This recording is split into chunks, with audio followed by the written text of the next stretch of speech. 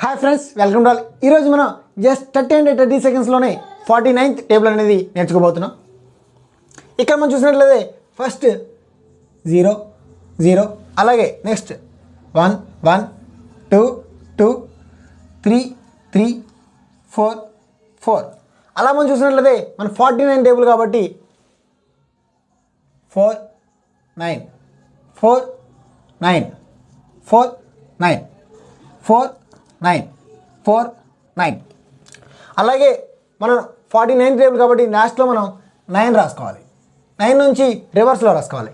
9 తర్వాత రివర్స్ అంటే 8 7 6 5 4 3 2 1 0.